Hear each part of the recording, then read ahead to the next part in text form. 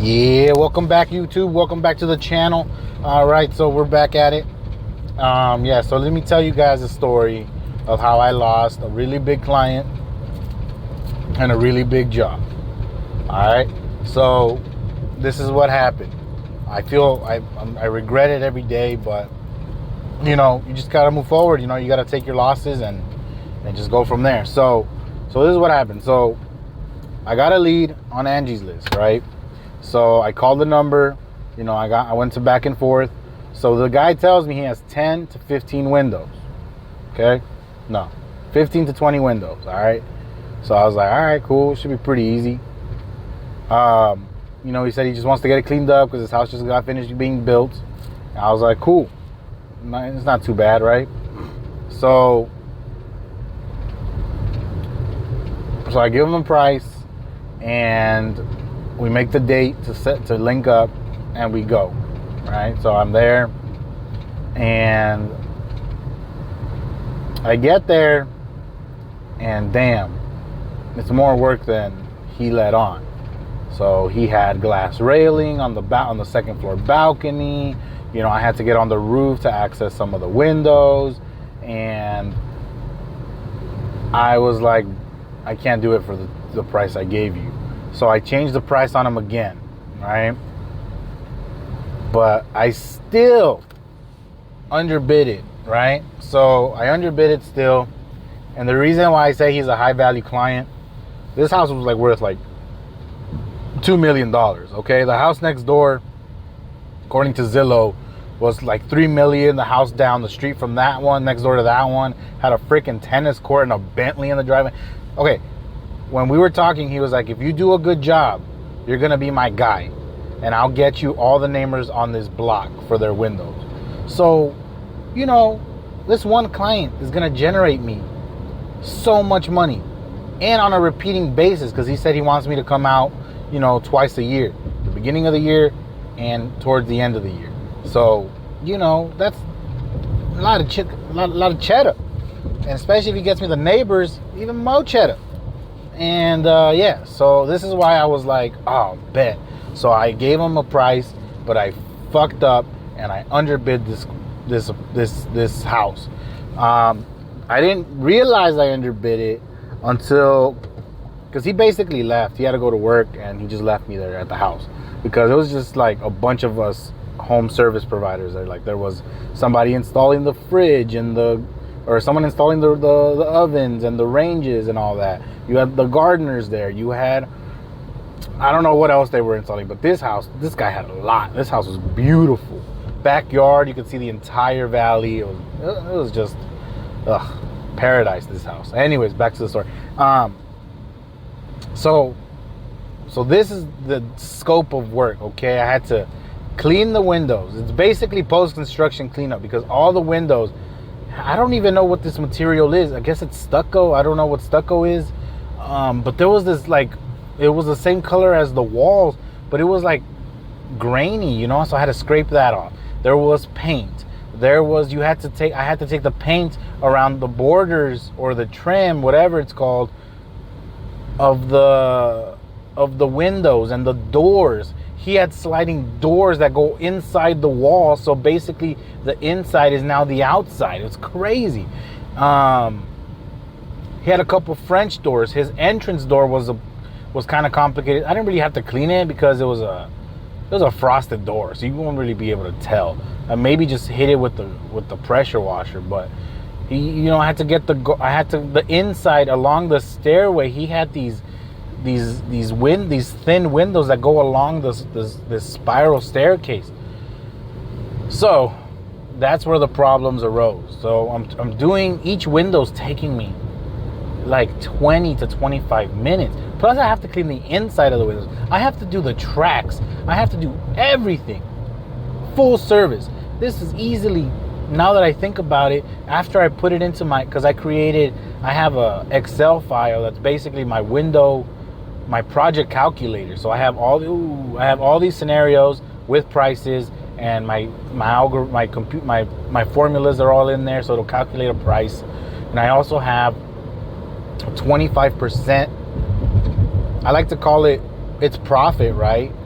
But if it's just an extra 25% add-on fee, but that add-on is what I use to give a discount.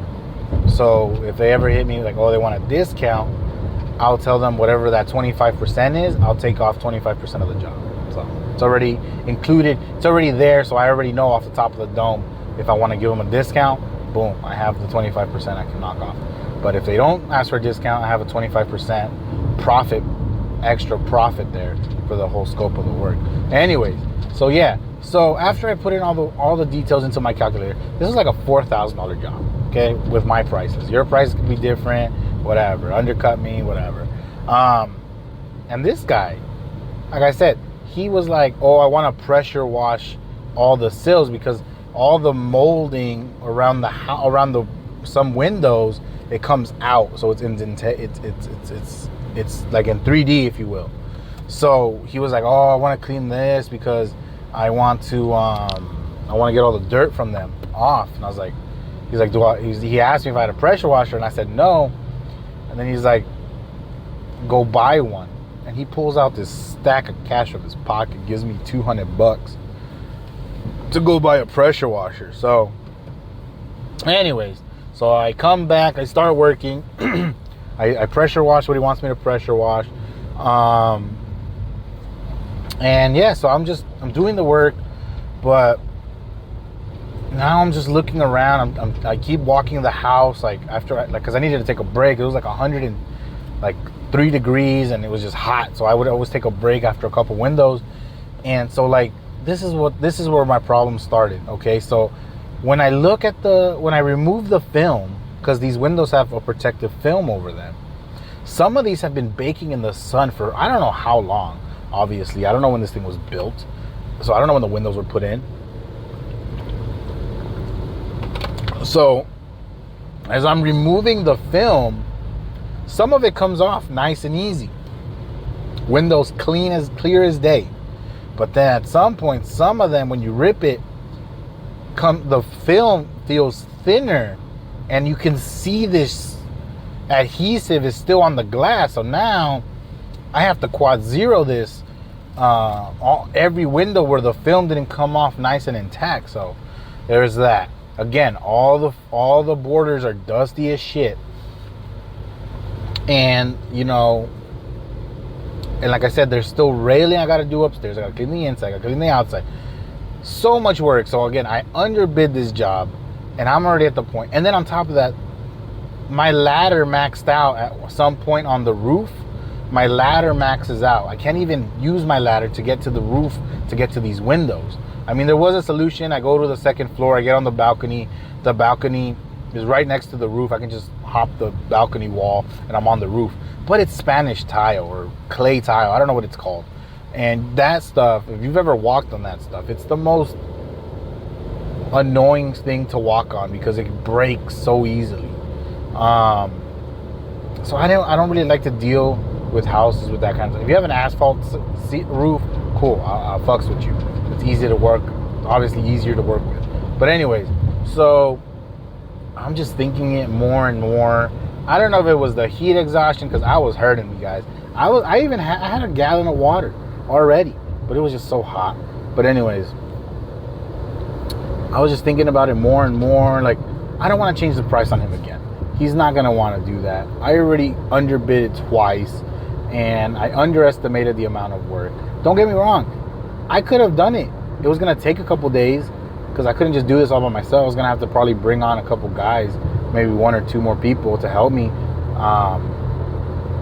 Because I thought about the system, like, all right, if I can get two guys, I can take care of the windows, and then all the other two guys can start detailing. So one of them can start doing the inside for me, I do the outside, and then the other guy goes around ahead of us and takes care of all the detail work, all the scraping, all the tracks and all that. So, but like I said, it was just, I already underbid it twice. I really don't want to have that conversation with him again.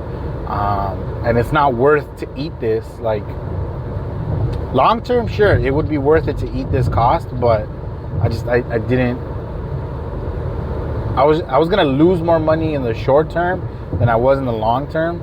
than I would gain in the long term, you know, because, you know, I blocked out, like that whole day I blocked out for him.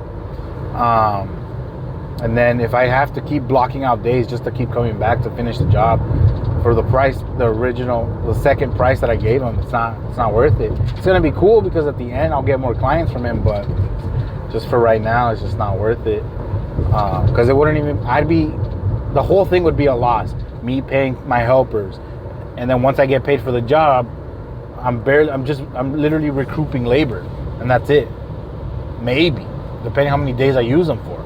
So, like I said, it just wasn't worth it for me. So, basically, I walked off the job. I collected my stuff, and I shoot him a text saying, hey, basically, I can't do the work for everything I just said. And, yeah, that was pretty much it. That's how, I mean, he didn't write back. So, you know, he was probably like, fuck this guy, you know, whatever. It is what it is.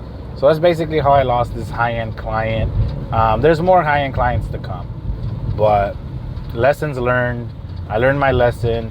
That's why that night after I got home and I got over the heat and like I was hurting, couldn't even eat.